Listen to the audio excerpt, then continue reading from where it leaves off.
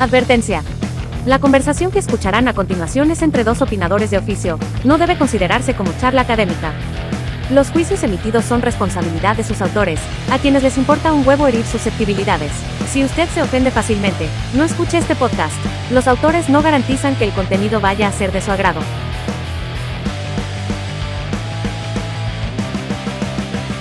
Bienvenidos a Que Locura es Esta. Episodio de hoy, sobre los hombros de gigantes. ¿Qué es autenticidad para ti? Autenticidad. Bueno, yo te lo respondería de repente del ámbito en el cual estuviéramos hablando, ¿no? Porque la autenticidad en el término o en el ámbito artístico tiene que ver con una cosa, y la autenticidad de repente como persona o como compañero de trabajo es una vaina completamente distinta. O sea, para nosotros como artistas, la autenticidad tiene que ver mucho con la originalidad, que dijimos que se puede tergiversar o se puede confundir una cosa con la otra. Aquí, sin ánimo de hacer un análisis filosófico de la terminología, mucha gente hoy en día en las redes sociales acusa de plagio, de copión, o de poco auténtico. Y resulta que la autenticidad, o sea, mucha gente que ha mezclado cosas de otros, que, bueno, tú sabes que la originalidad no es que exista mucho, pero mucha gente se queda, que es poco auténtico. Poco auténtico es difícil de lograr. Porque solo con ¿no? ser eres auténtico. Exacto. A menos de que seas un clon de otra persona o el gemelo idéntico de otra persona. Porque ni siquiera los gemelos idénticos. No, y ni siquiera los imitadores de. ¿no? Claro, siempre le meten algo. El imitador, los imitadores de Michael Jackson, que quizás es el artista que más imitadores tiene en el mundo. Y Juan Gabriel. Perdón, tienes razón.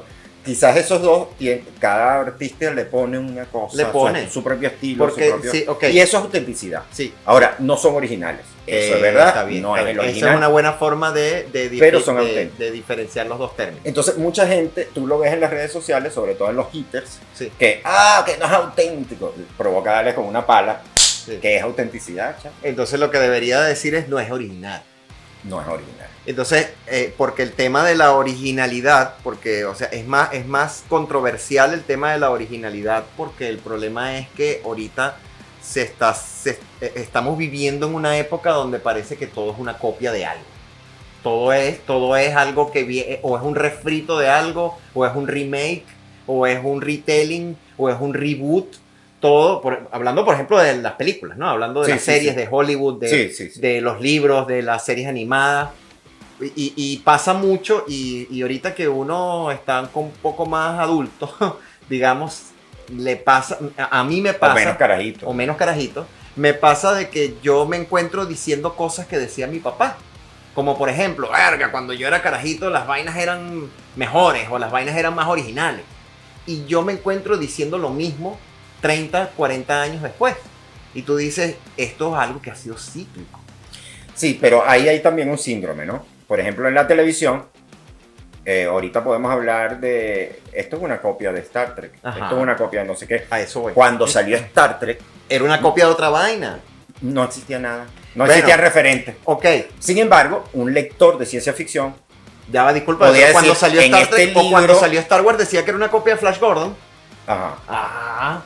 Y probablemente, bueno, a lo mejor sí, yo no sé porque no estaba en esa época, pero a lo mejor cuando salió Flash Gordon, él dijo, eso es una copia de, no sé, de Julio Verne, o una vaina de Julio Verne. Claro, porque lo que pasa es que entre los 1920 y los 1960 surgieron nuevos medios.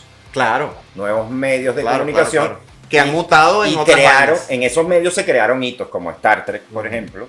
Como Star Wars. En el 60 y algo. Sí. No sé, no me acuerdo. No soy trekkie. 63 o por ahí. Si hay algún trek aquí que nos avise qué año fue. ¿En qué año? Yo tampoco me acuerdo. Que venía de los seriados de Flash Gordon que eran en el cine, de Flash Gordon y Buck Rogers, que eran seriados en 16 milímetros, de 15 Bueno, pero minutos. ya va, pero Flash Gordon nació en las tiras cómicas. Nació en los strips, No. ¿no? Nació en la televisión. Es No, una vaina- en cine. Verga, en yo cine. pensé que había nacido en Yo no las estoy tiras seguro. cómicas. Nació en No las estoy tiras seguro, pero cómicas. bueno, aquí hay fanáticos que nos están viendo, que nos respondan eso y nos aclaren. No, hay porque- gente de nuestra producción que me está dando la razón. Ah, también. Bueno, chévere.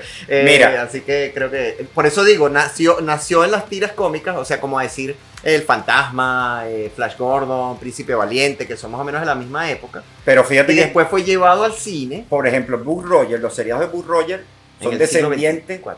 Buzz Roger vienen de la radio, de los De radiodramas. los radiodramas, claro.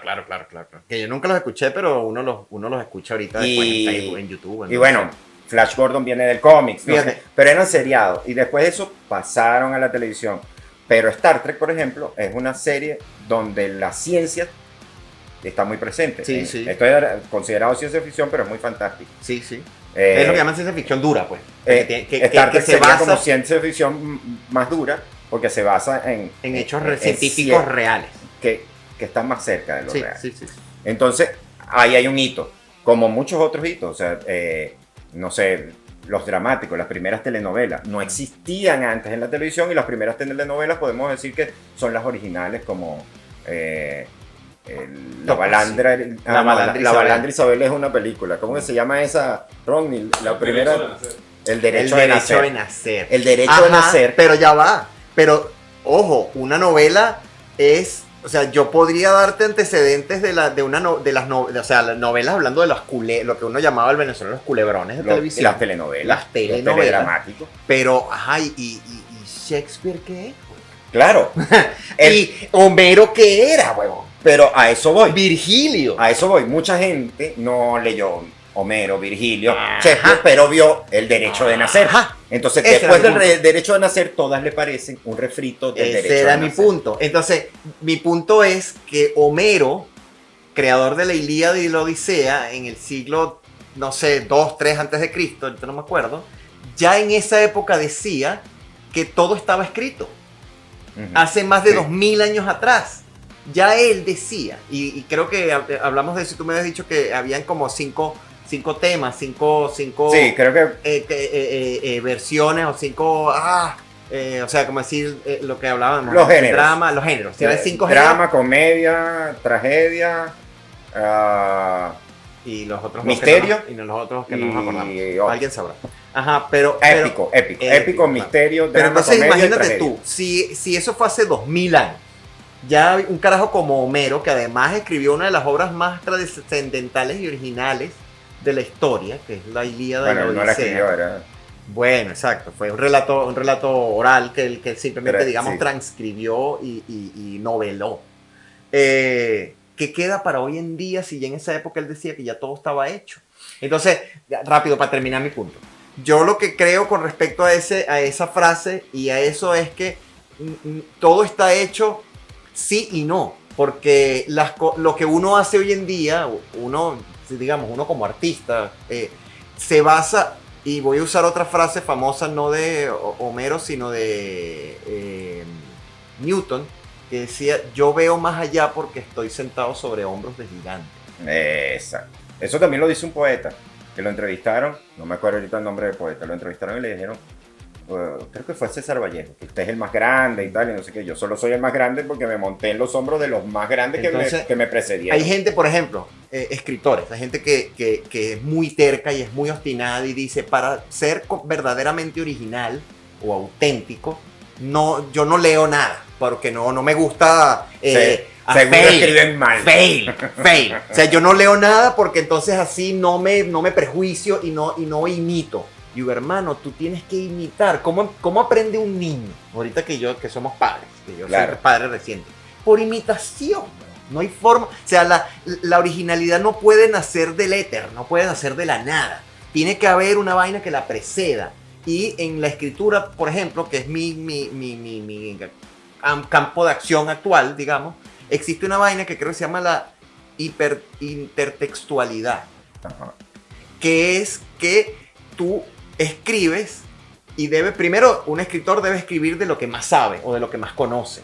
Claro. ¿no? Porque si no vas a estar escribiendo patrañas. O No, y inventando. además ensayo y error, o sea, Ensayo, probar y... Eso. Entonces, si tú no lees... Pero tienes que estar inspirado. ¿no? Y tienes... Exacto. ¿Y cómo te inspiras? Leyendo otros carajos que hicieron esto antes que tú.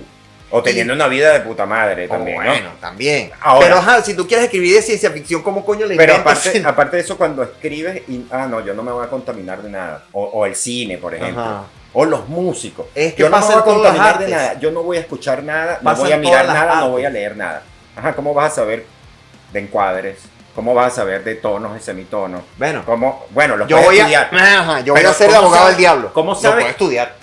Ajá, pero ¿cómo sabes cuándo armonizan y cuándo no? Y Solamente si tú te pones a ver Solamente por el... ¿Cómo te digo? por las reglas, Por las del reglas. librito. Pero si no has escuchado otras armonías, otras melodías, no sabes. Porque no, Y es ¿cómo más, te comparas? ¿Cómo Es te que ese es comparas? mi punto. Es ¿Cómo más, coño el te que no se comparas?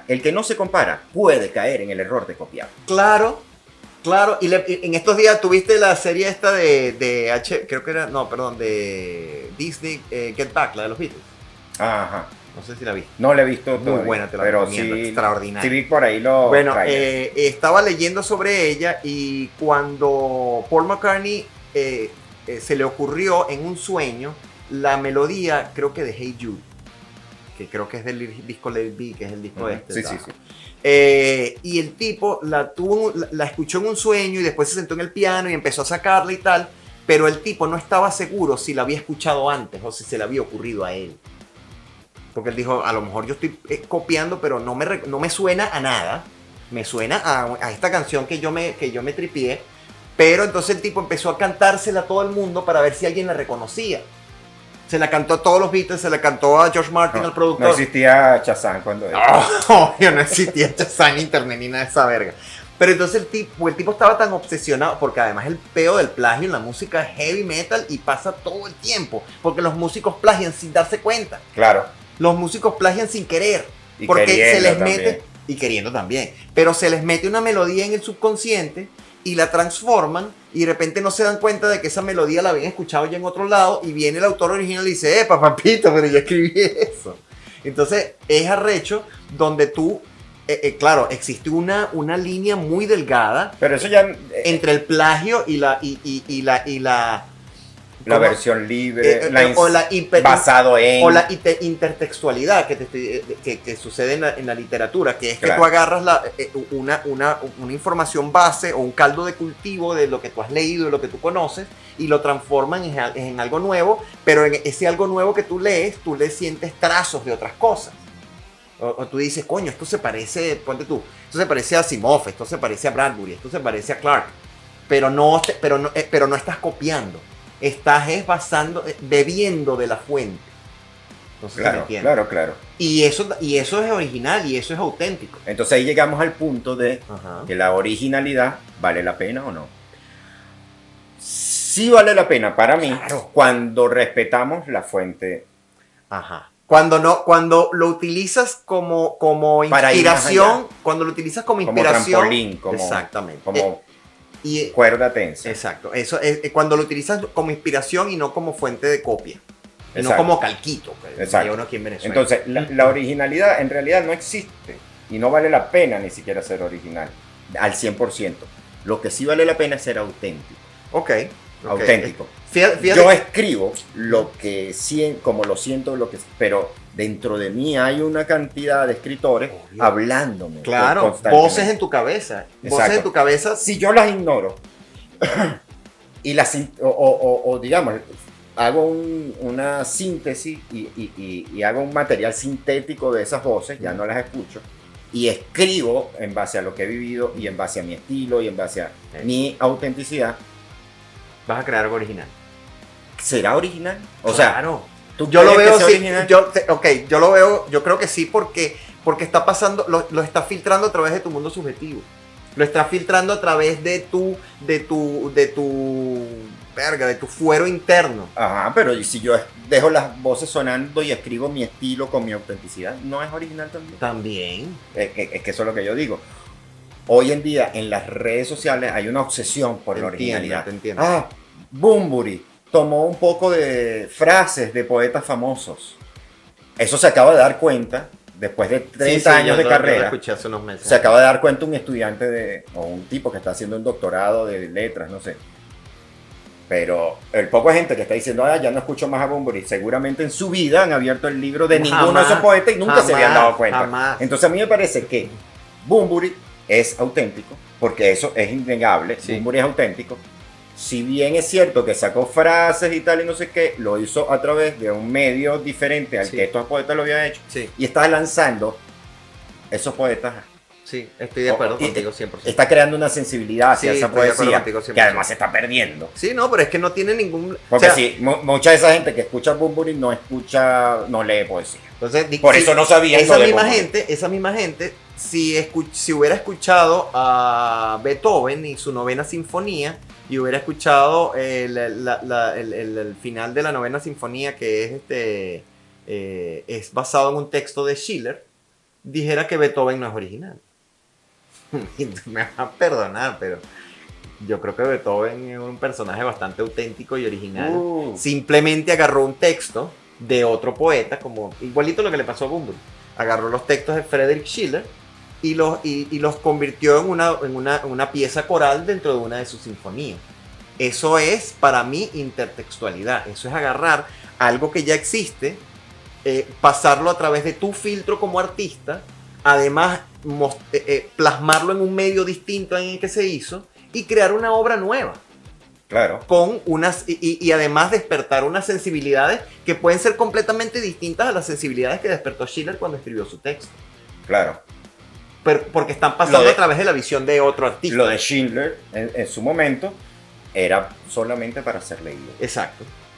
Y Beethoven. Beethoven lo llevó a la lírica, al canto lírico. Sí, sí, Es por como la mayoría de la gente que hoy en día se rasga las vestiduras por Tolkien no ha leído ninguno de sus libros. eso. No. Ha visto Entonces, las películas nada Ay, más. vamos a decir, no, qué horror, Peter Jackson, que él no sería nadie sino, él es alguien porque lo he escuchado. Sin Tolkien. Él es alguien porque hizo esas películas de Tolkien, porque tú ves el cine que hacía antes y me vas a disculpar. Perdón. ¿Y qué? Perdón. ¿No vieron nunca Spider-Man? ¿Eran de él también? No, Peter No. Jackson. Peter confundí. Jackson, antes de hacer... Hacía unas películas de terror Horribles. horribles y buenísimas, que son Porque películas B. son serie B. Peter Jackson. Verga, Con- corríjame, ahorita no me acuerdo. Con Hotel de bajo Fantasmas, presupuesto, sí, se me hacía acuerdo. unas vainas de verdad Sí, deplorables. sí, así Pero tipo ya se Roger notaba, Corman, tipo Roger Corman. que el tipo Tenía una manejaba visión, una cosa técnica que cuando lo ves en Tolkien, que al tipo lo que había era darle la oportunidad de desarrollar una historia, de desarrollar una narrativa más compleja. Así es. Porque antes no tenían ni el tiempo, ni el dinero, ni el espacio, ni los recursos Sí, sí, tecnológicos. sí, es verdad. Cuando los tuvo todo, el tipo dijo, voy a hacer Tolkien. Entonces, vamos a decirle ahora, no, Peter Que no es Jackson, original. tú no eres original porque en realidad te hiciste grande con las películas. Porque hay gente que dice también que las películas que vinieron después del Señor de los Anillos tampoco han dado la talla con...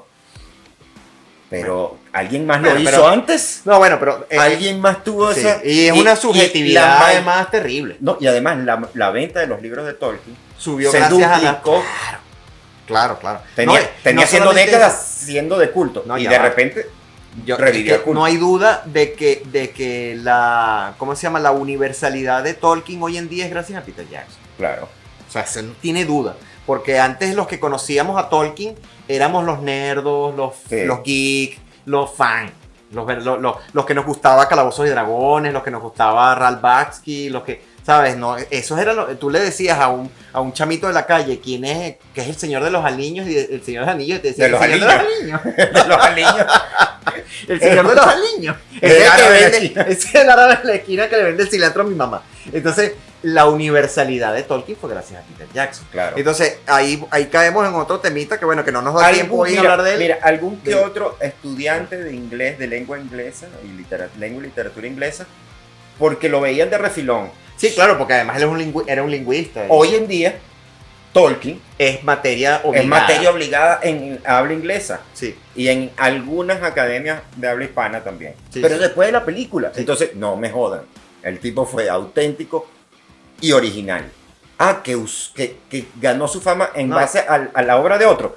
Pero también le dio fama a esa Pero es obra. que y con esto creo que podemos cerrar la conversa de hoy, hablando de esto, de que en casos como esos, hay artistas que montados en los hombros de otros artistas, se dan fama a ellos mismos y se dan reconocimiento a ellos mismos y además traen a la luz pública, rescatan del oscurantismo o de un nicho muy pequeño O del anonimato, o del olvido absoluto en el tiempo. a otros artistas que si no hubiera sido por ellos nadie nunca los hubiera conocido o por lo menos no hubiera llegado a la masividad que llegan ahorita, por ejemplo el caso de Tolkien. Entonces a mí la copia, porque eso no es una copia, La reutilización del la material. reutilización del Eso es material válido. no tiene nada de malo. Y es necesario además para un artista, porque, por ejemplo, ¿cómo empiezan casi todas las bandas?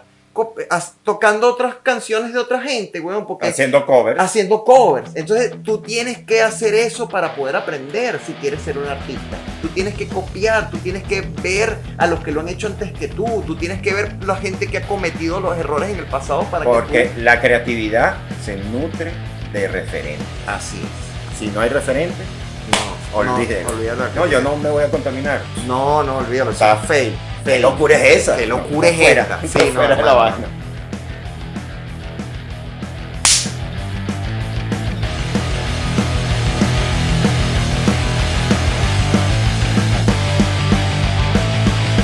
Esto fue. ¿Qué locura es esta?